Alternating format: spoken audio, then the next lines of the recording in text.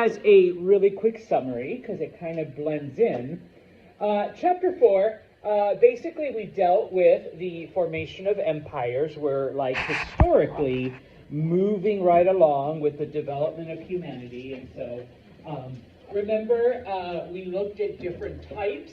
The thing that most people think of when they think of an empire, okay, different nations have been brought together, or different ethnic groups have been brought together under a singular ruler, all right?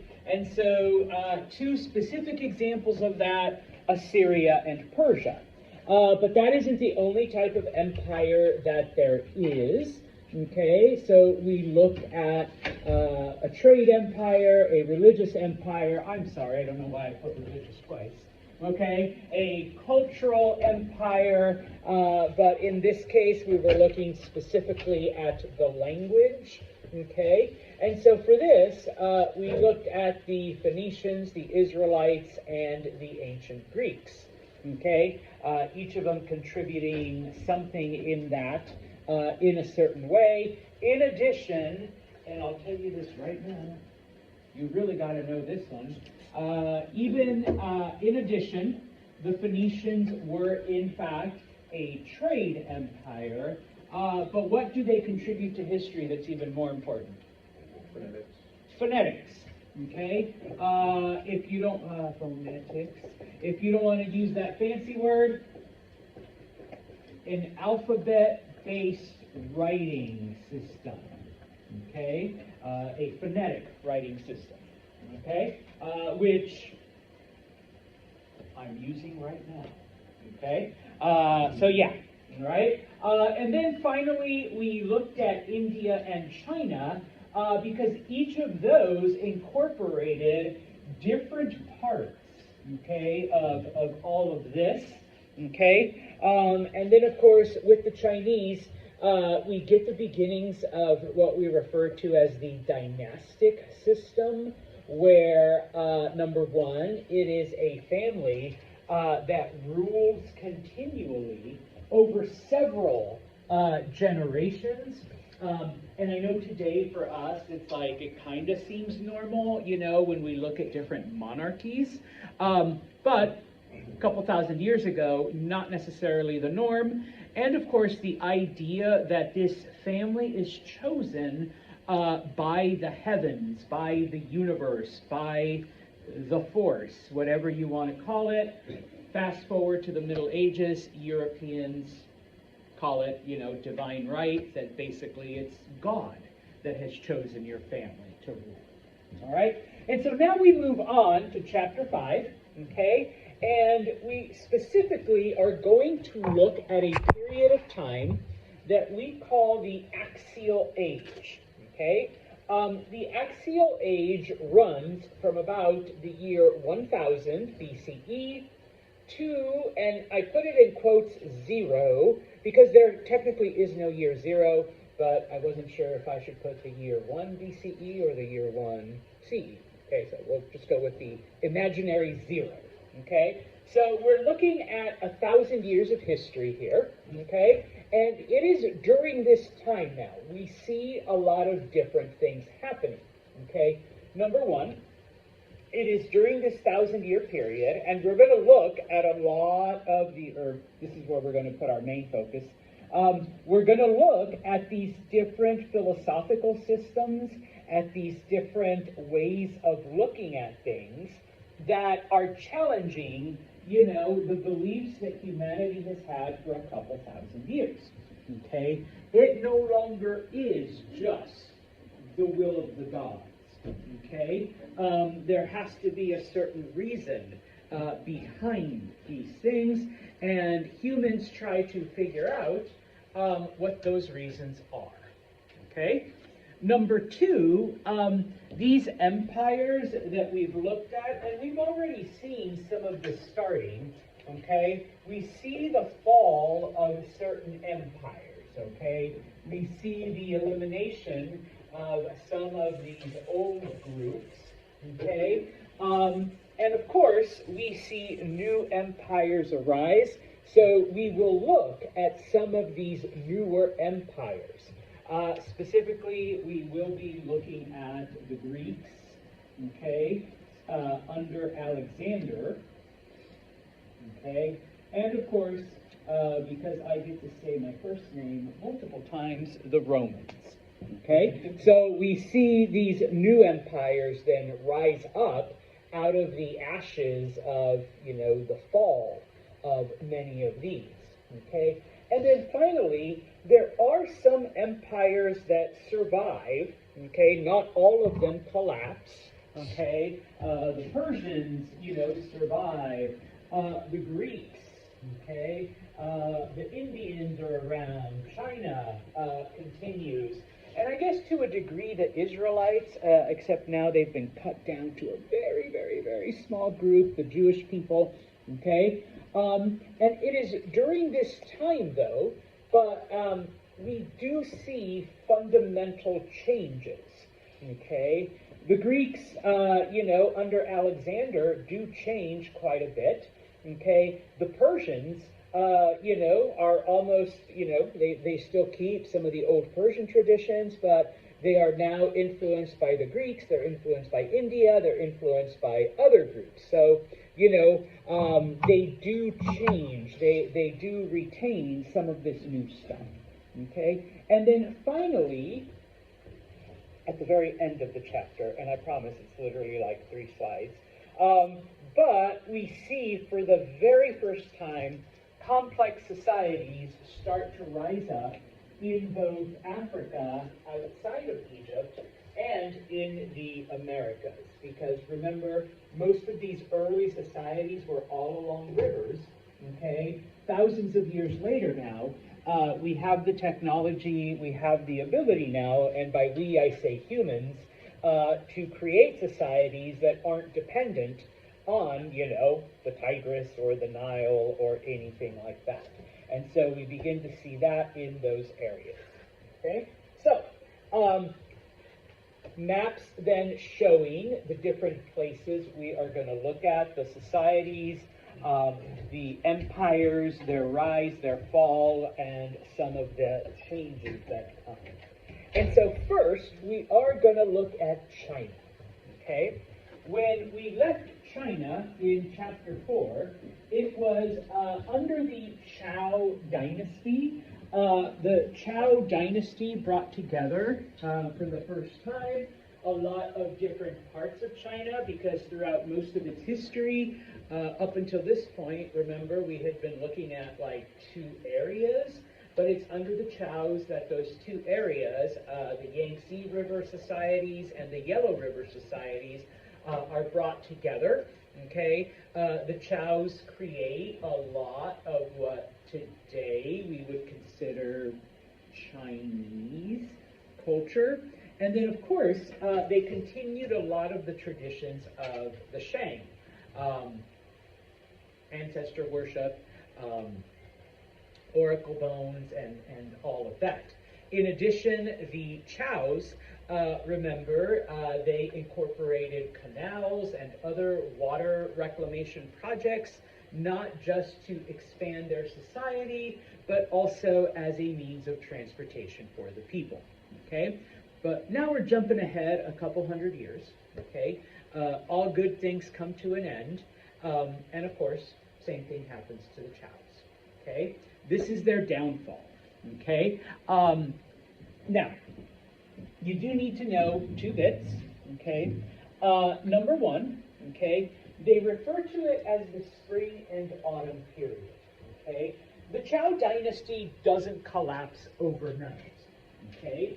It's a slow, gradual descent, all right, into, I don't want to say oblivion, but basically to their overthrow, okay? And so little by little, if you recall the dynastic cycle, this is the, war period, this is natural disaster, destruction, bandits, this is economy failing, crops failing, and so people are starting to wonder, I think the Zhous no longer have the mandate of heaven. They no longer have the blessing of the universe to be our people, or I'm sorry, our rulers, okay? Once again, it's not an overnight thing. It takes about 250 years, okay, for the empire to slowly collapse, okay, and start losing, its social structure, okay?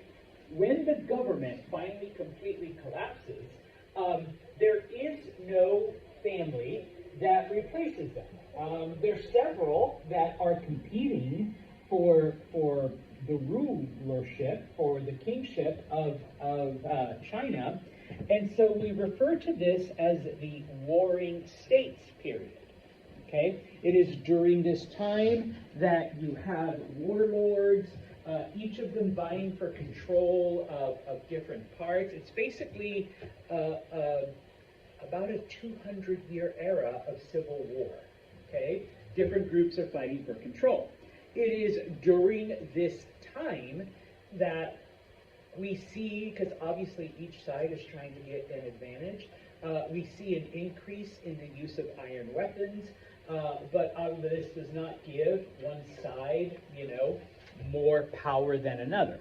Okay? Now, at the end of this 200-year period of civil war, 7 states emerged.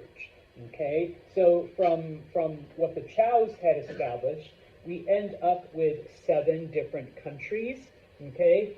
Over time, though, there is one group known as the Qin, and I know it's with a Q, but it's pronounced Chin. All right, I know. It's the translations from Chinese script into English or into Western, okay, into Latin script. They are known as the Qin. This is where we get the name China. Okay, we get it from them. They are the most powerful of these 7 kingdoms, and over time, they eventually take over, okay, and they become the ruling dynasty, okay? So I just gave you a 400-year overview. Someone's taking a picture. I thought it was of me, okay? Now, what happens then during this time, all right, the very specifics? Old-fashioned. There we go, okay? The map that shows the 7 states, okay, at the end of the Civil War. It is the Qin, the westernmost, that eventually take over everything, okay? Now, from all of this, okay, we end up with various philosophical systems because obviously people begin to question, okay, I thought the heavens would make it a lot easier to tell who's supposed to rule over us. And yet here we have, 200 years of civil war, and come on, universe, tell us who's supposed to win. Who are we supposed to follow? Okay, so what is the purpose of all of this? There has to be a much easier and better way of determining who is going to be our next rulers.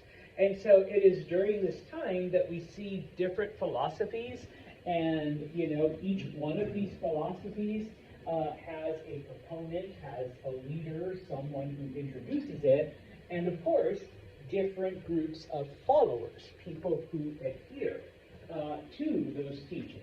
Now, out of all of the philosophies that come out during this time in China, we are only going to look at 3, okay? Because this is only a 101 course, okay?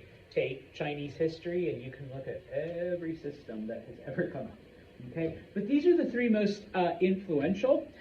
Number 1, Confucianism, okay? And for most, and I include myself, for most of us Westerners, this is probably the one that we have heard of the most, even if we may not know exactly what it is or understand, but most of us have heard of this, and at the very least have heard some of the philosophies or some of the teachings, even if we don't know specifically where it came from. One of the funniest things I've ever seen is people were being asked, what's your favorite, and they were asking specifically Christians, what's your favorite teaching of Jesus? And a lot of them were like, oh, you know, the one about you give a man a fish, or you give a man a fish and he eats for a day, teach a man to fish and he eats for a lifetime. Okay? And there were a lot of people who said that, which sounds really awesome and cool. The problem is that Jesus never said that. Okay? That is not a Christian teaching. That's a Confucianist teaching. Okay? So, you know, they were like, yeah, okay, so a lot of us have heard some of the things, but, you know, have never really been taught where it came from. All right? The other philosophy we'll look at is Taoism. And Taoism, if you think back to the very beginning when I had you read the various creation narratives, the narrative from the Chinese that, you know, the universe was created with two opposing forces, all right, the dark force, the light force, the cold force, the hot force, those are Taoist ideas, okay? And then finally, the system known as legalism, and from the name, okay, it is literally a legal code type of thing, okay? But we will explain, okay? We will go through each of these three. So we'll start with Confucianism, okay? Confucianism is named after its founder, after its creator, a man named Confucius, okay? Now, just as an FYI, okay, some people are like, yeah, they think he's a god, they pray to him. No, they don't revere him as a god. Now, pray to him, some people might, because remember the Chinese do believe in ancestor worship and, you know, the deification of certain people. But in this case, just because you pray to them does not mean that they are a god, okay? Now, Confucius was born at the end of the Zhou dynasty, okay? He was born during the dark times, during the dark years of collapse. He was born when there were natural disasters. He was born where society was full of corruption. He was born during the time when slowly the government is losing power. Okay. When the government is disintegrating, when, you know, society is becoming worse. Okay? Now, he actually served in the government. He was a government official. So he got a first-hand look at all of the, pardon my Chinese, all the shit that was happening. Okay, and all of the corruption and everything that was wrong with the system. Okay, and so he's a witness to the collapse of everything that he knew and understood. Okay? Sometimes it sounds familiar because history does repeat itself. All right. Anyways, so what he does is he basically says, there has to be someone out there, okay? Because you know, we know that the universe, the heavens, the force, whatever you want to call it, we know that they have chosen someone, all right, to become, you know, our next ruler. But how do we know who that person is? And basically, Confucius came up with the idea that, well, maybe we can't rely on the universe alone. Maybe people have to be like prepared to step up into that role, so that if the universe does, you know, kind of, you know, say, yeah, maybe Seth, maybe Ira, maybe Vanessa, you know, one of them is able to take on that role. Okay? And so, some of the basics of Confucianism then.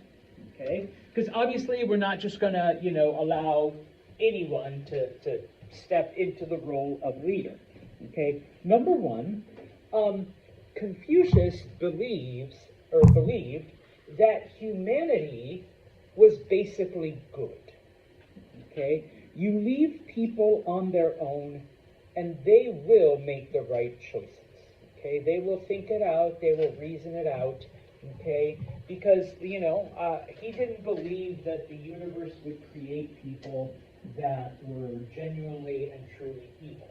Okay, now, that's not to say that there aren't bad people out there, okay, but that basically, it's outside influences and outside circumstances that turn people evil, okay, or that make you make wrong decisions or decisions that hurt others.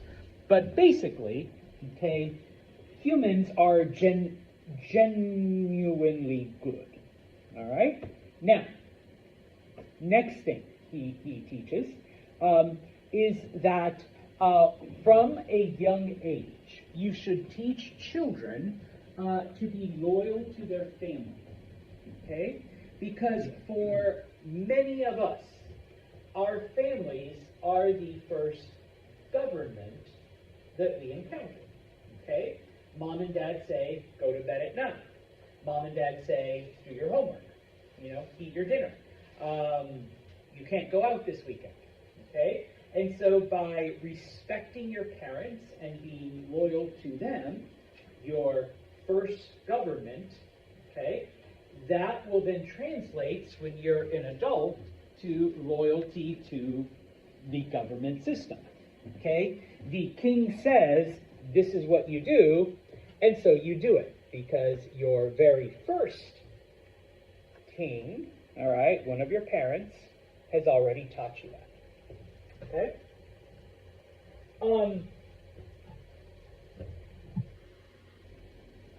Education was important to Confucius. Okay?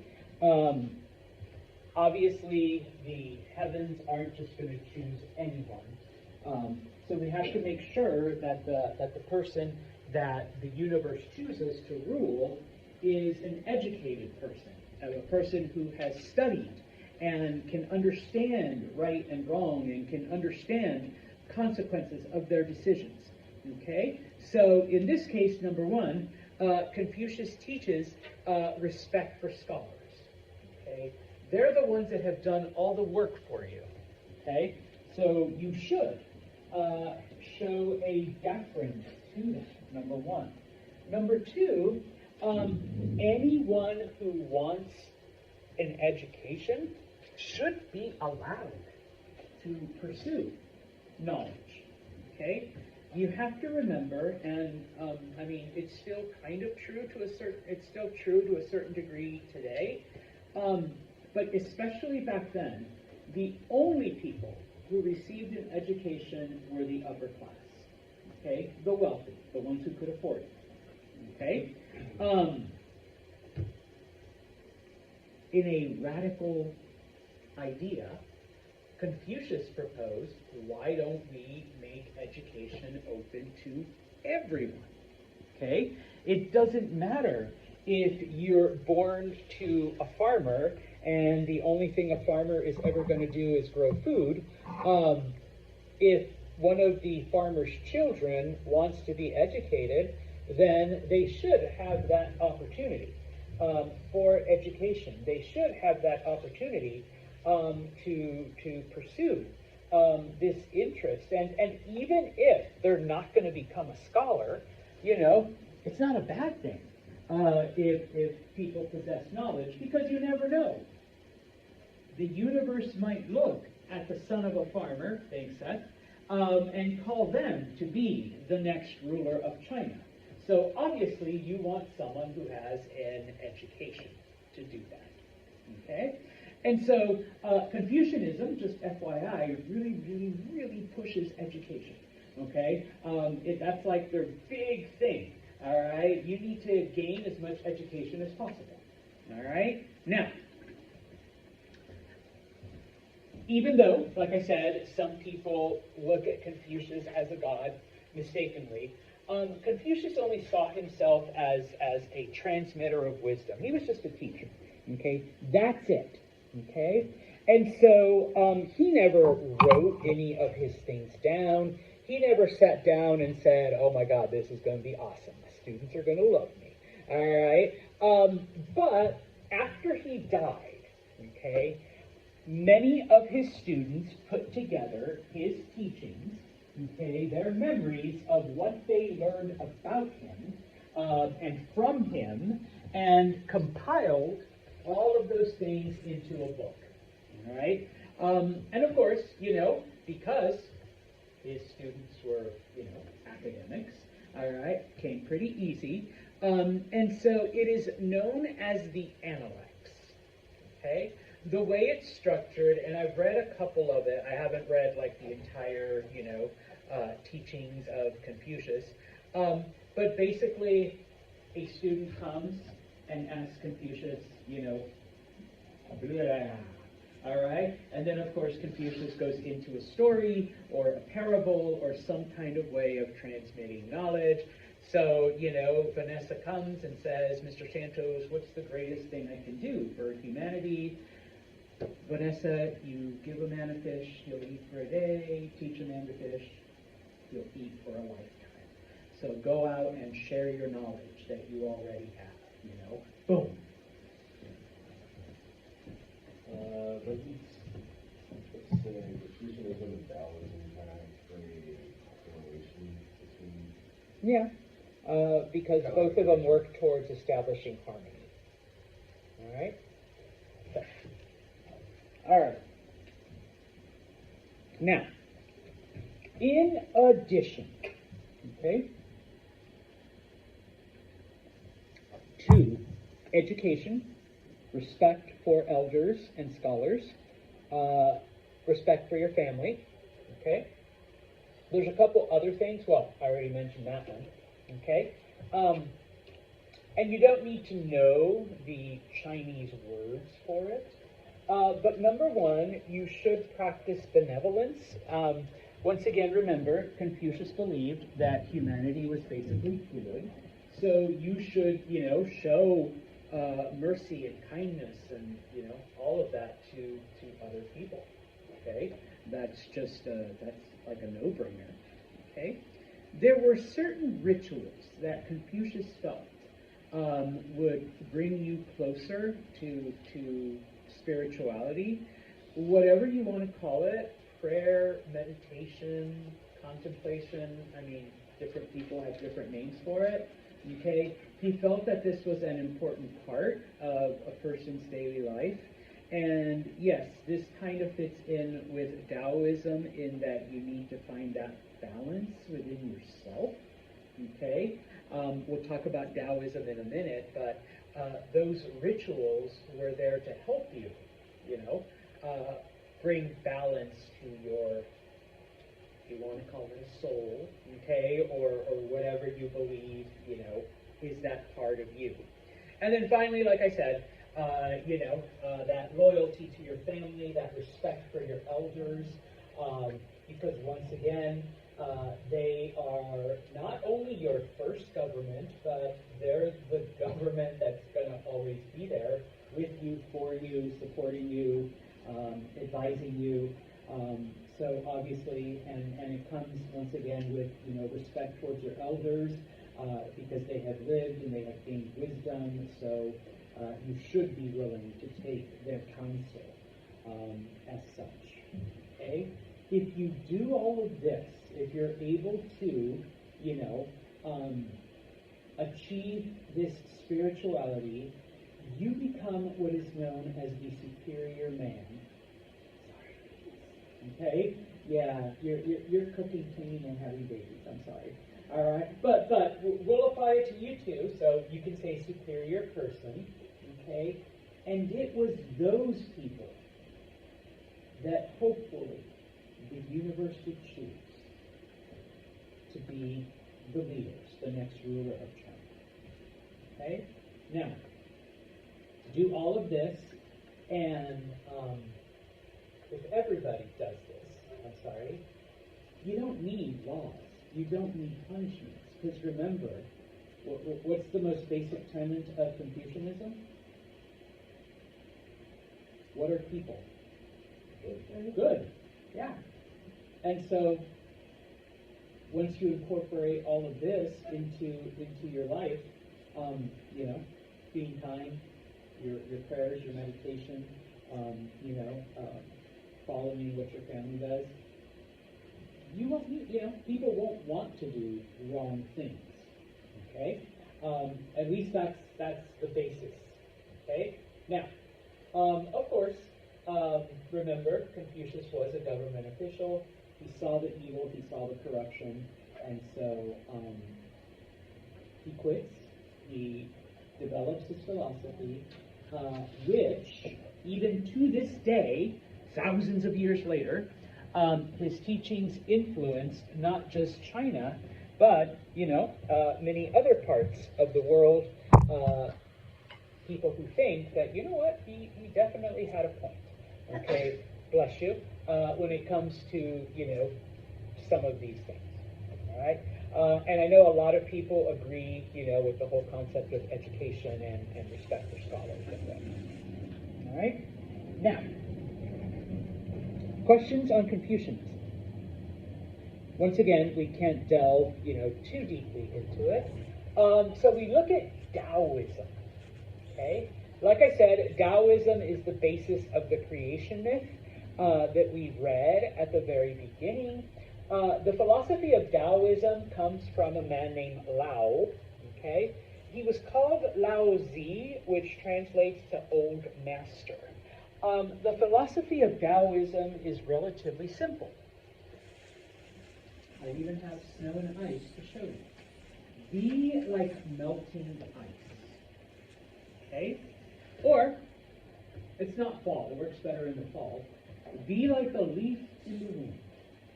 Okay?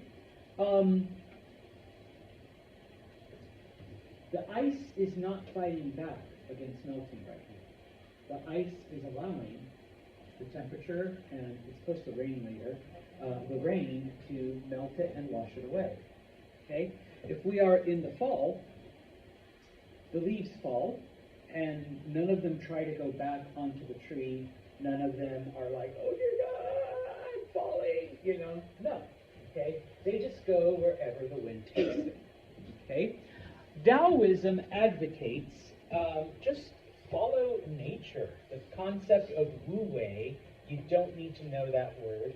Do nothing. Okay? Accept the world as it is. Don't try to change it. Because that is how the universe wants to be. Okay? Who are you, puny human, to try to tell the universe, I don't like that. Okay? This is what we're going to do. Okay? And so, okay?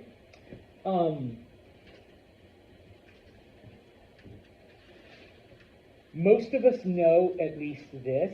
Now, modern translation is Taoism. The older translation translated it as a T, Taoism. But Taoism is the accepted one nowadays. For everything light, there is dark. For cold, there is hot. For good, there is evil. Okay? And we have to accept all of that. Okay? Because it is those opposites that keep the universe in balance and harmony. And when something is happening, once again, it's going to rain, or supposed to rain later today. Okay? That is the universe trying to fix something. We may not always understand what's broken, but that's what the universe is trying to do to correct itself. Okay? If it's sunny tomorrow, then the universe knows that we needed the sunshine. So, that's the universe trying to correct itself. Okay? And so in this case, then, you just let things happen. Something happens in your life, okay? Don't fight it. Don't complain. That is just what was meant to happen. You go with it, because for every good thing for every evil thing that may happen to you, something good will also happen. Okay? For every moment of darkness you might experience, you're also going to experience light. Okay? So maybe you are going through a dark moment right now. Don't worry. The light will come. All right? Don't really try to force any kind of change. Okay? Now, obviously, we don't get a lot of Taoist governments because a Taoist government would do what? If they were truly Taoist? You know what? That road's supposed to have a pothole. If it didn't, the universe would have kept it from not forming. All right? So we ain't going to fix that shit. All right? Type of thing. Okay? So yeah. And if the government does try to do something, then you're fighting the universe.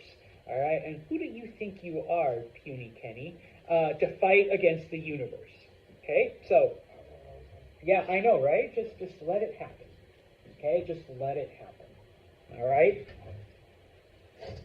Finally, legalism. Okay? Legalism was created, or the philosophy was brought about by a man named Jun. Okay? And of course, Junzi means master, Jun. Kind of the opposite of Confucianism.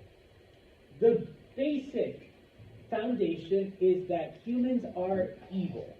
Y'all are scum. No offense. Okay? The only way that you guys will do anything right is if there's lots of rules and lots of laws and harsh punishments for breaking them. Okay? Fear will make you do what's right. Okay? If I don't put fear in you, you guys are just going to go off and do whatever. All right? And most of that is going to be wrong. Hence the name legalism, because you put lots of laws in place, okay, so that people follow them, and each law will get you to do something. And of course, if you don't do it, usually the penalty was death. Okay, so that fear of death will keep you in line. Okay. What is the result then of these three systems? Okay. Well, number one, depending on the government and depending on which philosophy best fit with the rulers, okay, at different points in China's history, these different philosophies get pushed on the people. Okay. Now, obviously, when a new ruler comes in and says, okay, I'm done with this lovey-dovey, humans are good, people are nice. No, China is messed up. Suddenly we get strict laws, harsh punishments, and we're going to force everyone to do my interpretation of what's right. Okay? Now, of course, those of you that are Confucianist scholars, you're out. You're gone. Okay? And I'm not going to listen to anything you say. But the ones that agree that humans are scum and need a harsh, hand, then, all right, now you're my advisors. Okay? And of course, over time, maybe people get sick of that. We do have a revolution, and suddenly we do bring in a Taoist, ruler. And so it's just like, no, the evil dictator was supposed to happen, but now you have, that's good. You guys can do whatever you want now, okay? You guys have lived under oppression forever. You can do whatever you want because now the universe is rebalancing itself, okay? And so people are like, we love it, okay? Before, we'd get killed if we walked on the grass. Now we just walk wherever the fuck we want, all right? Because nobody stops us and nobody cares. And, if the universe wanted grass there, then, we wouldn't walk on it. We'd walk somewhere else. And so people, and then eventually it's like, okay, we're ending up with chaos, Some people are doing good, some people, and so, we see changes like that, okay? Just as an FYI, most of the Chinese governments throughout, okay, were Confucianist, okay, but we would get the occasional break of legalism and, of course, Taoism, okay. One thing I forgot to mention about Taoism is that even though it is a philosophy and a way of governing, and we don't see a lot of Taoist governments, okay, it becomes more of a personal philosophy for a lot of people, okay, because a lot of people are like, you know what, we need to find balance within ourselves, okay, type of thing. All right. Now, a couple things that become common, no matter what system we have, okay, is that in addition to the emperor, to the ruler, to the king, you do get a system of accountability, whether it's legalism or whether it's Confucianism, where you have different levels, okay, where you do have, you have the king, but then you also have a leader over, let's say, a province, and then we have a leader over a city or a village, okay? And each of them are accountable to whoever is higher up above them, number one, okay? Number two, whether it was Confucianism or legalism, okay, we see the beginnings of registering the lower classes, okay? Before this time, nobody really cares about the peasants, all right? They're whatever. They're the lowest of the low. But, okay, we know who the king is. We know who the king's family is. We know who the governor of Province X is. And we know who their family is. We know who the mayor of this village is, and we know who their family is. Okay? As far as the peasants, whatever. As long as we got food, nobody really cares. All right? Well, under these governments now, okay, they're like, you know what? We're really missing out on two things. Number one, okay, because we're taxing people. And from the peasants, we're just taking whatever, but we don't even know how many people are out there. We don't even know, like, how much stuff they truly have. So how can we tax them properly? Maybe we're taxing them not enough. That's the big word. Okay? We tax them too much, we could. All right? No, Confucianist government would be like, sorry, Ken, we tax you too much. But the legalist government would be like, hey, what if we're not taxing them enough?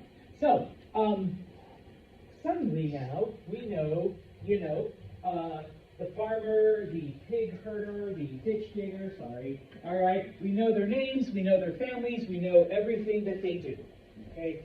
In addition, I'll bring this up in a minute, it becomes, bless you, a very easy way of recruiting people into military service if we know how many men are actually out there, okay? And of course, finally, under Confucianist governments, okay, well, there are people who follow, there are people who gain an education and practice, their rituals and are loyal to their family and practice charity and seek out education. And so they are designated as these superior men, sorry ladies, and they're the ones that are given these positions in the government. And of course, because of their position, they benefit from it, food, money. And so when that happens, we get then someone else who says, hey, I want that. And so under Confucianism, I can get an education. Okay? And so once I get that education, I can start following the other tenets of Confucianism and maybe someday become one of these. Okay? We will finish off China. Yes. We will finish off China during the Axial Age, excuse me. Okay? A couple of things we see advancing. Okay? The Chinese are actually responsible for a lot of inventions that we use today. Many of them, of course, started as benign things, but no offense, my Euro-American friends, under the hands of Europeans, they become weapons, okay? Like gunpowder. Started off as just, a way of, cool, decorate, cool explosions, hey, lights, okay? Europeans are like, what if we make things go boom, all right? And yeah, all right? The first thing that the Chinese, and now, of course, not everything is benign. The first thing that the Chinese come up with is the idea of conscription. Conscription is just a fancy word for the draft, okay? Now that we've registered everyone, now that we know everybody's name and where they live and how much population we have, okay, you have to remember that, and especially in some cultures, the only people that fought were the warrior class. If you weren't in the warrior class, it didn't matter how ripped you were or jacked or whatever, okay? If you were the son of a goat herder, you herded goats. That was your life, okay? Unless you got an education and then moved up and then became an official, okay? But you didn't fight, all right? Well, now the government's like, hey, we know that there's all these men out there. We give them a stick, teach them a couple moves, boom, they can fight, okay? And so, eventually, and I gotta skip down to this, we begin to see for the first time armies of over 1 million people, okay? Because it's no longer just the warrior class that's fighting, it's all the men, okay? That have been partially trained because we know who you are, Seth. We know you have 3 sons, so they're going to come fight for the king now, okay? With the discovery of iron, the Chinese invent the iron lance, okay? Really long pole with a pokey end, all right? But it's made of iron, okay? Probably the best one. I mean, the Chinese are the ones who invent the crossbow, okay? If you don't know what a crossbow is, it's like a gun and a bow and arrow put together, okay? So, and I know it's not an arrow, it's a bolt. Someone corrected me. You stick it in there, you can fire, causes more damage, okay? So, this one was a war thing, okay? Finally, for most of history, and even up until like 200 years ago, most armies only fought in nice weather, okay? When it got cold or rainy or whatever, they went home and, okay, see you next summer. All right, we'll continue the war. Now that we have over 1 million soldiers, fuck it. We will fight in the snow, we will fight in the rain, we will fight in whatever, okay?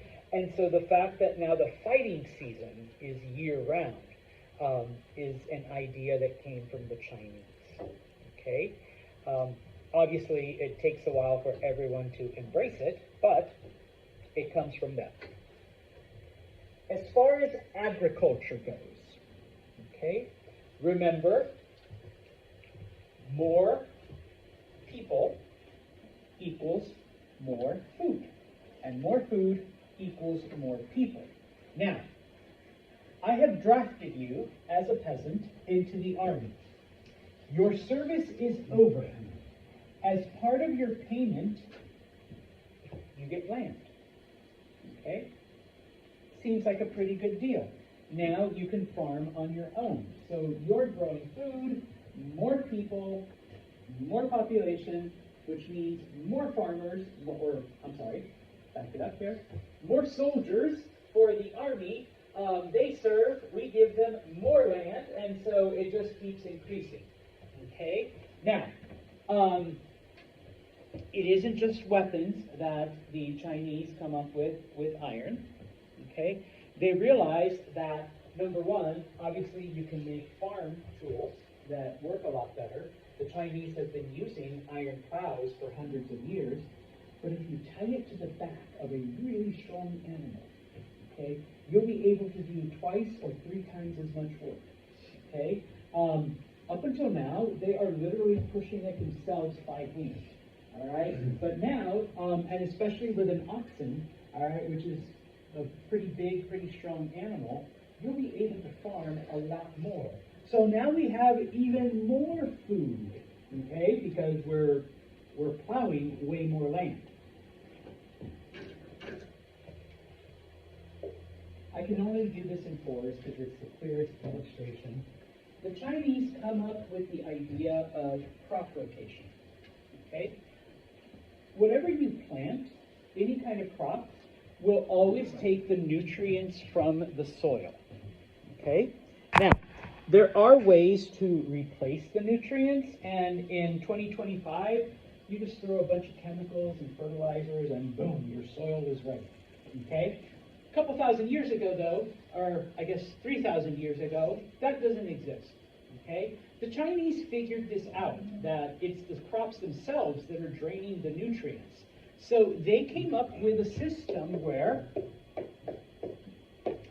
you divide your farm up into fields, and you always leave one empty so that it can replenish itself naturally.